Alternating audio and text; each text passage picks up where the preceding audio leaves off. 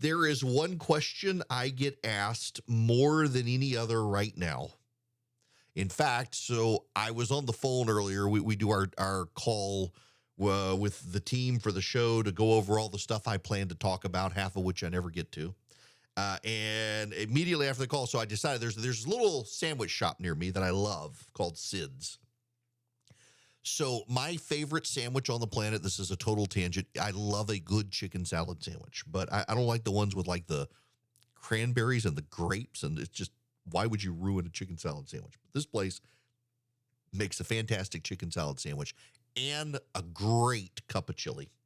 And today, I mean, it's in the 70s, it's pouring down rain, and I wanted a cup of chili and chicken salad sandwich. So I figured I would get in my car, I could have the call in the parking lot there, I could put my order in by 10:35, be home in time to finish up the show prep and do the show, and then everybody started calling. So I finally got in there about 11 o'clock. And 2 of the 3 phone calls I got were, do you think Herschel Walker's going to pull it off? Friends, there is new polling in Georgia. Fox 5, one of the major news networks in Atlanta, and Insider Advantage, they have a new poll out. Herschel Walker is leading Raphael Warnock in Georgia. In fact, I mentioned the other day, Gary Peters, who is the head of the Democratic Senatorial Campaign Committee, he's the campaign arm of the Senate Democrats, did not mention Raphael Warnock in a list of races he was optimistic about the other day. This is 3 polls in a row that have Walker in the lead. The Warnock campaign has stepped up the negative ads. The Walker campaign, full disclosure, I had breakfast with him the other day. I told you guys I had breakfast with Herschel Walker. He's going to come on the show here soon. Walker and his campaign know they need to respond to the ads about him holding a gun to his ex-wife's head. The answer there is actually fairly simple. The only reason we know about that and heard the audio of his ex-wife is because that audio comes from a joint interview Herschel Walker and his ex-wife did with 60 Minutes to raise awareness about mental health issues. And we only have that audio because they were at that interview together, and Warnock's campaign is using that in a commercial and cut off what Herschel Walker said and left out the parts the ex-wife said about him struggling with and beating his mental health demons and getting treatment. And they wanted to destigmatize people. And I suspect we're going to see Herschel Walker's campaign take a very strident tone against a so-called reverend who is defining Herschel Walker by his worst moment on his darkest day, without any room for forgiveness and ignoring the repentance.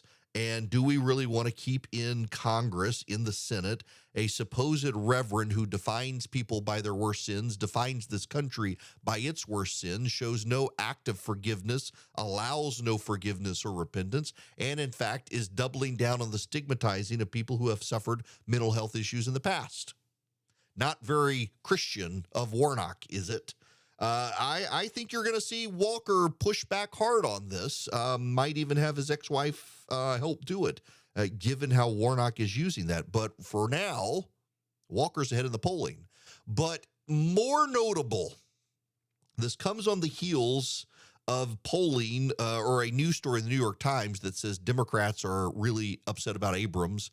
Abrams' team has resorted, Stacey Abrams' team has resorted to claiming it's all sexism. It's sexism. That's why she's not doing well. It's sexism. Pay no attention to 2018 when they think that she was actually the governor.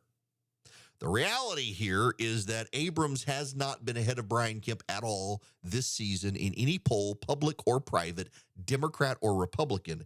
And I am told very reliably that a number of Democratic groups, including the Democratic Governors Association, which is the campaign arm of the Democratic governors, are beginning to pull their money back out of Georgia, realizing Abrams won't win. What is notable, and a Democrat himself told me this, is that they don't have any poll that has Abrams ahead, that Brian Kemp's popularity is so high. And the only reason I know this is kind of funny, is this Democrat who I kind of know, we have a relationship, was listening to me a couple of weeks ago, and I pointed out I thought it was notable that Abrams never says Brian Kemp on the campaign trail. She says current governor or incumbent. She doesn't mention Brian Kemp.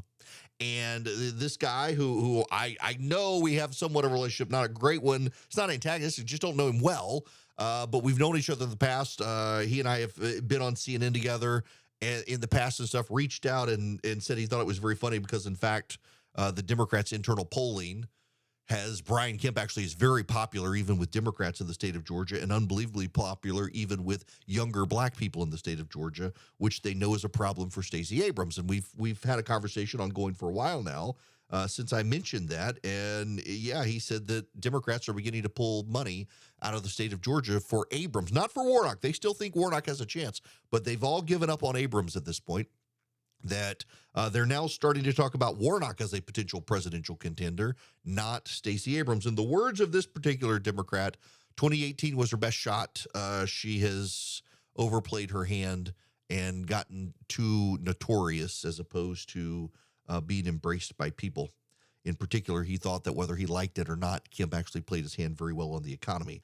So Democrats, there's your big headline today, pulling money out of the state of Georgia that was intended to help Stacey Abrams. They will, however, keep Raphael Warnock in. And several other Republicans and Democrats alike tell me in Georgia, you're going to have opposite coattails, that Warnock might be able to get Abrams across. Kemp might be able to get Walker across. And if I was a betting man, I would bet that Kemp can get Walker across. And the reason is because the Kemp team has a very formidable ground team and a ground game, and everybody lionizes Stacey Abrams and her ability to build ground games. Brian Kemp has a really impressive one, and it may just save all of the GOP in Georgia. So your bottom line headline is that Georgia's off the table for the Democrats as a gubernatorial pickup, and rapidly it looks like the GOP is up one in the Senate. And if that's the case, they can lose Pennsylvania, and they can still gain the Senate because Nevada looks like it's headed to the GOP as well.